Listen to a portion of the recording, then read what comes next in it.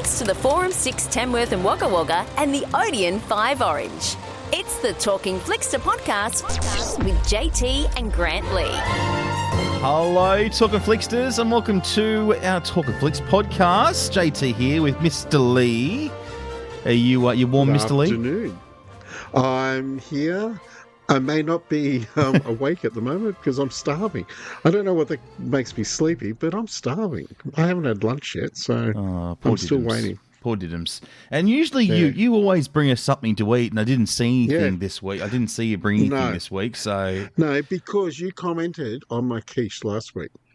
But I said it was good. I said that I took the pastry and it was really nice. The base. It's after the podcast is what you said to me. Oh, I was a bit disappointed. Look, I thought it was a bit floury in parts. I did think that. And, and I think there was some raw egg in there. So it was kind of, okay, yes. But I didn't cook it long enough because I was in a hurry.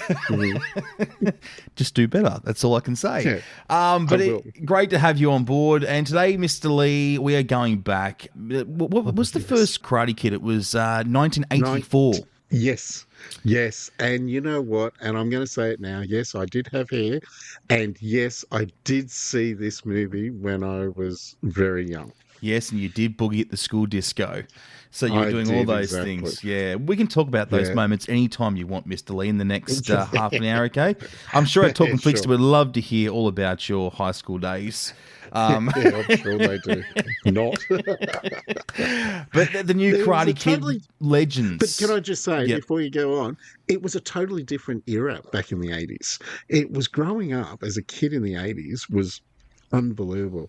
Kids of the noughties now have no idea how great the 80s were. So it was great, wasn't it? The colour and the clothing and the music, everything. The music, and the movies. Yes.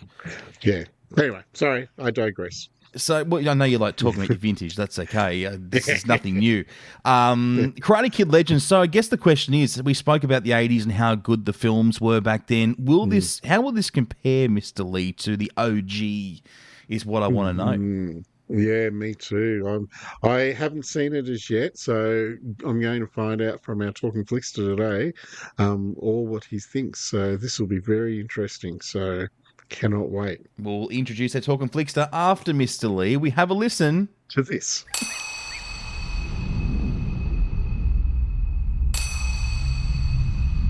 Our traditions are rooted in history. Kung Fu, karate. The tree grows strong.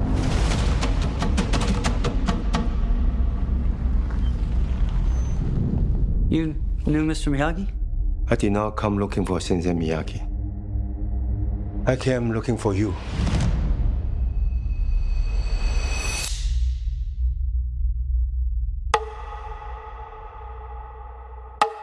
In life, you have only one question. Is it worth fighting for it? Or not? Lee means to me what you meant to Sensei Miyagi.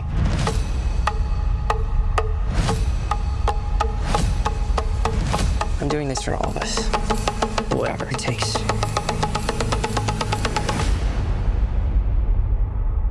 Two branches. One tree.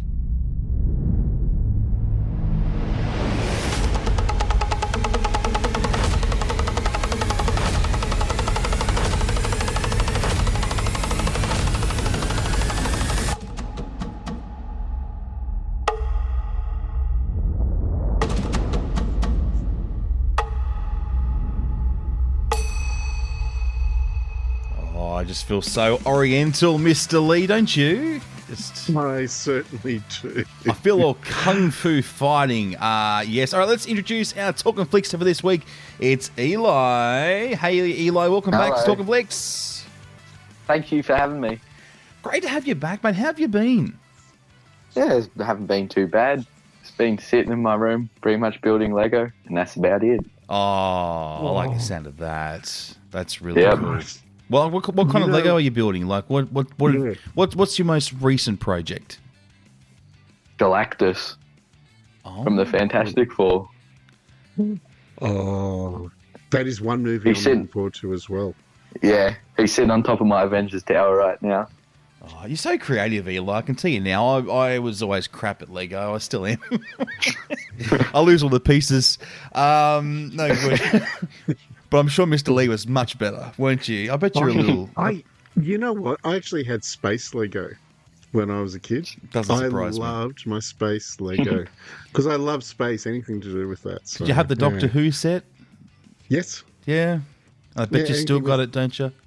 I certainly do. Everything's Doctor Who. Oh, yeah. Anyway. We just lost our doctor, but anyway. Good to know. Eli, let's talk about Karate Kid Legends. This is what we're here to do. Now, the first film was out in 1984. Do you remember that one? Were you around then? Were you checking that out in 1984, like Mr. Lee? No, I don't. I think that was a little bit before my time. Well, the last one for you would have been 2010, The Karate Kid with Will Smith's son, Jaden Smith. Yeah, and Jackie Chan. Now, even then, what age were you when that one came out? Because that was 2010, about 15 years ago now. Yeah, I would have been non-existent still. Oh, my goodness. It was the year after that. Yeah. I feel so old, Mr. Lee. We could just call this the old podcast. Yeah. Oh, you've really knocked me. Oh, wow. I feel, even older than you, JT. Oh, well, that's because you are. But let's look at this, right? So... but you've watched them all, haven't you? Like, you have gone back and you've watched them all leading up to Legends. I've only watched the original one and the Jaden Smith one, mainly because I don't usually like watching sequels to the old cult classic movies like Jaws and all that, because I use most of the time they do it dirty or they just take all the magic away from the first one. Did you have any expectations coming into Karate Kid Legends? Because you did say that you had seen the first one, the 2010 Karate Kid.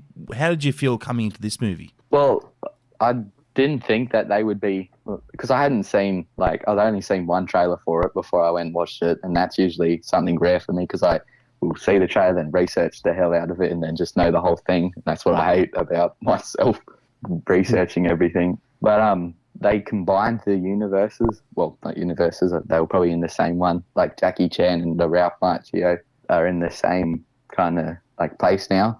So I thought that could be interesting, seeing those two interact. And what I'd seen from previews, it'd be karate and kung fu, because it sounded like you had a base of kung fu and they were going to build upon it with karate. So it sounded pretty interesting. Oh, okay, so that does sound... Because I must say, having Ralph back in this, because as we all know, he was the original wax on, wax off with Mr. Miyagi. He has a totally different style, doesn't he? As you were saying, to what Jackie Chan is. And so combining them, you would think it'd be interesting, all right? Yeah, learning different ways. I feel like they've changed Jackie Chan's character from the Jaden Smith one, because in that he was much more serious and full on, and he had a lot more depth to his character, I reckon. Don't get me wrong, Jackie Chan, I love Jackie Chan, but in this one he was just more like the comedic relief. Did he play a prominent role, Eli? Was he real? Because in the trailer he looks really front and center. He's kind of sprinkled there throughout the first half, and then the second half he's definitely more there. But he's kind of training him, and then that's when Ralph Macchio comes in. But Ralph Macchio doesn't really do anything. I feel like he's just there for nostalgia. You probably could have just left him out of the movie completely and nothing really would have changed. But Jackie Chan is like the Mr. Miyagi for Lee in this one. Yeah. Oh, dear. So did they bring anything from the previous movies from the 1984 to this 2025 version? So Ralph's character, did he, bring the, what is the, no, not the, what was the crane? The crane, I think it was, that he did. No, there was no crane kick, unfortunately. Oh, gee, I wish I was. Oh, that was the best No. part in the movie. Did they wax on and wax Yep. off, though? Nope. Do they Oh. coat on and coat off? At the end, there's like kind of a joke or a parody with a cameo from someone. That's kind of a parody of wax on, wax off, but that's as close as you're going to get. Oh. We did too much waxing previously, so Yeah. we're all waxed out. Must have been. Yeah. Wax responsibly. Yes. Oh, that's a shame. Did anything stand out in this movie that you went, wow, that was really something that you weren't expecting? The action was pretty damn good. Like, I don't know how people can move like that. They're like flipping in the air and landing like kicks and stuff perfectly and diving under stuff and like those like pole things with the arms and hitting those. It was very impressive. Was there any particular scene that gave you chills and you looked at and went, this is pretty cool? The final fight, maybe, like, because, you know, he's obviously practicing the signature move and it's tied and this is the one that's going to get it. And then that was pretty cool, but nothing that made me go, whoa. So with the fight scenes you were saying before, the choreograph is just remarkable how they do this. Like they must practice and practice. They must spend months in doing this. And because you'd have to be careful not hitting each other. I'm sure there would have been some accidents that, someone got hit. So that sort of stuff, I take my hat off to them to be able to do that. So, yeah. Now, this one, the movie is set in New York City. How do you, nice little backdrop, and you see a lot of New York in the trailer. Do you reckon that helps the movie out with the scenery? The scenery is pretty good. Like, usually New York is this kind of like futuristic thing portrayed in movies, but here we kind of see like the like low level streets, I guess, because like he's just moved from Beijing and his mum's still trying to get used to like, speaking English to everyone instead of just saying, like, explaining things in Mandarin. And so that was pretty cool. Not seeing like New York as this big place like in most recent movies have been. It is quite big. The original, where was that actually set in? I can't remember. Was it LA? I think it was original? Chicago. I don't know. It was outside of New York, but yeah. Oh, was it? Okay, yeah, because I was thinking, I don't remember New York in the original. So, well, there you go. So tell me, the without giving anything away, Eli, the villain in this, how is that person? Not great. Like, he just lacked depth and was your typical bully that needs to be shown a lesson. And it was just so kind of repetitive. Like, you've seen it so many times before with the other ones. But, like, in the first one, I think it was Johnny, was it? He had a fair bit of, like you could get behind him or see where he's coming from. But with this one, it's just like, oh, he's bad. Okay, because some of the villains, and I must say in the first one, the villain was great. Like, he just stole the show. I thought you could believe. Yeah. So tell me, have you watched the TV series of this one as well? I think I watched the first, is it Cobra Kai? Yeah, the first season of it. Yeah. But I just couldn't enjoy it. I don't know why. It just wasn't really doing it for me. And I have to say, I did the same thing. I watched the first couple of eps and just went, this is nothing like the movie. And I don't know. I think seeing that villain who was in the original a lot older, I don't know, just didn't do it for me either. It was very strange. Yeah. Because there's like a difference between bringing back legacy characters and it being like a good legacy movie, and then there's bringing them back just because you can. And that's what that sounds like, what you're saying about Ralph, just bringing him back in just for the nostalgia part of it. So, yeah. And also for that link to Mr. Miyagi as well, like, having that because of his karate that he taught is a big thing of the movie. Yeah. Yeah. Eli, do you feel, because we did speak about Mr. Miyagi and the old Ralph Macchio, and do you feel like because times have changed that much, obviously Mr. Miyagi's no longer there, and how far the movie's come, that perhaps, for big Karate Kid fans going along to see this kind of movie might be a bit shocked at how much has changed?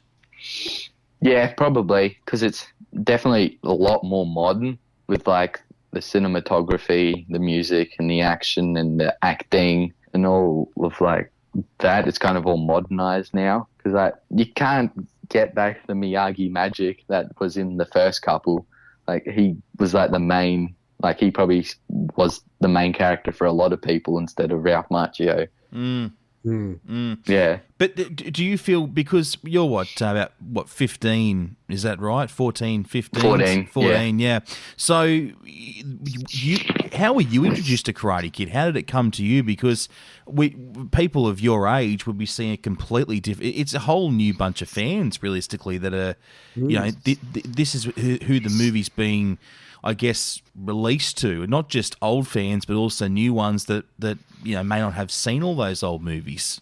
Yeah, so my parents and my older siblings, like they're kind of obsessed with getting me cultured right, and I feel like I definitely am, because like I'll mention or reference something from an older movie at school, and people will just go, "What?" Like I said, wax on and wax off last week because we were cleaning stuff. And they just went, Eli, what are you on about? I'm like, what? Which they're missing out, because that's a big thing. Like, you say wax on, wax off. Every person, well, most people know what movie you're talking about straight away. Exactly. That is just the movie. Oh, that's so funny. God, just go. So tell me, people are saying that this Ben Wang, who played Li Fong, is incredible. He plays the part so well. You believe him. They're saying big things for this actor, which is really good. He was definitely the star of the movie because his acting was pretty good for like someone his age and just getting started in Hollywood. And I think he's starting in the next Stephen King movie as well, as The Long Walk. I think he's being cast in that already as well. So I've seen the trailer for that and he looks pretty good in that as well. So yeah, I think he definitely has a pretty good career future coming up for him in Hollywood, yeah. Another one too in the movie, Joshua Jackson, who we all know him from Dawson's Creek. He's been in a whole bunch of other massive films as well. What kind of role does he play in Karate Kid Legends? Is he a prominent role or just somebody who kind of pops up as the movie goes along? Which one was he? I'm not familiar with the name. He played Mia's father. Oh, Victor. Right. No, he's definitely, actually, I would probably say he's a main character the first half of the movie, because the first half of the movie is pretty much just a boxing movie more than a karate movie, which I felt was like, it's not boxing old man, it's Karate Kid, because Ben Wang's character wanted to help him pay a debt or something, and he needed to win this boxing competition, and he was kind of helping him with like building up on boxing with kung fu. He was also very good in it, I think. Like, his acting was pretty good. It was believable. But I think due to the movie's, like, pretty fast pacing, you didn't have enough time to, like, click with him or make connections with other people in the movie. Oh, that's a bit of a shame because all of the movies are just full on, aren't they? Like, from basically learning and going through all the stages to the actual, basically the match. Because we all know, the tournament. We're not giving anything away. Yeah, at the end, we know that's what it builds up to. We know that that's the whole movie basically. So yeah, oh, yeah. But Karate Kid generally, most Karate Kid movies, the endings quite feel good. Would you say lots of emotion throughout the film? It tries to, but as I said, the fast pacing just kind of, like, there's supposed to be this big kind of dramatic flashback scene, but then it just cuts straight back to a training montage, and it's like, okay, how are we supposed to take that in? So there's not little pockets that are being left to really bring out those emotive moments. No, because it'll go from what should have been a sensitive moment, and then they'll start playing a song, like an upbeat song, and now you're just like, okay, we're just going to ignore that kind of. Well, we've got to ask about the music, actually. How was the soundtrack? Because most Karate Kid films they've always come with a pretty good soundtrack. Nothing compared to the original. It's definitely a lot more modern music because Lee Fung, Ben Wang, has his headphones on most of the time when he's training throughout the movie. And it's just modern music, some of which I've never heard of. And yeah, so it's none of the original music from the Karate Kid, which I was kind of sad about. Because I thought they could have played it when Ralph Macchio made an entrance or Jackie Chan came back. Yes. Yeah, very true. Yeah. Well, speaking of music, George, our Flickster from last week, he had this question for you, Eli. If you were in an 80s action movie like Karate Kid, what would your montage song be? When you're doing your training montage, what song would you pick for your montage? I would pick Back in Black by AC/DC. Oh, that's a good one. I like that, Mr. Lee. Yeah. That's pretty good. That's a real like pump you up type song for a fight. I reckon. Yeah. That's good. Hey, what would you do, JT? What would you have as your montage song? I reckon something like from Eminem because he's really cool and he talks dribble, but it's really good because you can I reckon. Don't you reckon that'd be a really good pump you up song? Something from like 5 Mile or something like that. Is it 5 Mile? Yeah, I think it is. 8 Mile. Yeah. 8 Mile. There you go. 8 Mile. Well, You're only 3 miles off. That's going on the blooper tape. Very good. That certainly is. And how about you, Mr. Lee? I know I asked you last week, but I was a little bit. I don't know. I didn't really take your answer as I should have last week. I kind of picked on you a bit. So now I'm being serious now. What song would you go with? Well, I've been thinking about this, and it was a toss-up between Shake It Off by Taylor Swift or Great Balls of Fire. Oh, okay. Because I love that in the movie of Maverick. Like, that was such a great, iconic scene in Maverick and also in the original Top Gun. It was good. So either one of those. Danger Zone's another good one you could chuck in there. Kenny Loggins is a great little song, isn't it? Yeah. God, we could go on forever, really. Eye of the Tiger, And as we're saying, songs make such a difference in movies, don't they? Like, songs... Yep. Straight away. Again, you hear a song and you would actually go, oh, yeah, I know what movie that was from. And it's just... Those sort of things just go so well together, and I think that's such a good thing. So, yeah. Brilliant. Now, could there be, what do you reckon, Eli, could there be another Karate Kid? Do you think they've left it open now, or do you think they've left it in a really nice place to call it quits? Well, they left it in a really nice place to call it quits with every single other movie. But big brand franchises are just going to keep milking it until there's just nothing left to tell. Yeah, Eli's hoping they call it quits. Yeah. I think I get that impression. Yes. He's not leaving anything behind. Okay, well, that's good to know. Well, Mr. Lee, should we should we open up the freezer? What do you reckon we should? I think we should. Yeah, you better open it. Thank you. Now, Eli, out of 5 Choc Tops, how many are you going to give Karate Kid Legends? I'll give it 3.5. That's good. That's very impressive. Wow. Yeah. That is. That's more than I thought you would have. I was going to say, I was expecting like a 2.5, so that's a whole another point. That's great. Yeah, well, I just can't be too negative because I definitely take cinema probably a little too seriously with some things.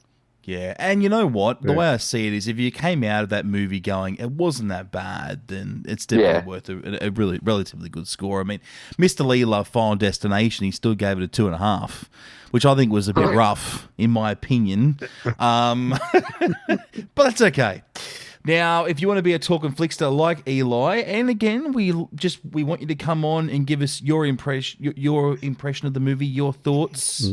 Head to the Forum 6 or Odeon 5 websites, Mr. Lee, and hit us up. yeah, just click on the link of Talking Flicks, just like Eli has done, and you'll be off to the movies, and you'll be able to come on the podcast and talk. Next week we actually have Megan doing a review for The Materialists, which is a new rom-com that comes out on Thursday, so tomorrow. Dakota Johnson, in this one, and Chris Evans, Chris Evans, yeah. Pedro Pascal, yeah. So, yeah, big cast. So, yeah, it'll be good to talk to her as well, find out. So, yeah. But, Eli, thank you so much for coming on today. We Thank you really for having me. appreciate having you back. And, we'll have you back again. Hopefully we might get you to do an M-rated movie or something next time. Actually, Fantastic Four, probably, yeah. Maybe. Because sounds if good. you like Fantastic Four, there you go. And we'll send Mr. Lee along to the R-rated movie. What do you think? That's a big step up. That is a massive step up. Usually he likes G-rated, so... Yes, yeah. And that's why he hassles me about Final Destination Bloodlines, Eli, because I don't do movies like that at all. And I was scared. And also, Eli, it was also past his bedtime too, so... Yeah, this was about 6:30, so, yeah, I felt really bad. Yeah, it was very late. You did very well, Mr. Lee. You did very well, I've got to say. Yeah. All right, we're getting out of here. We're going. We are. Before we do, though, we are back Friday at midday. How lucky are you? If you would like to join us, you get to hear about... let me think. What do we hear about? You caught me off guard. You'll hear about the new movies that are coming up. We've got some interesting news.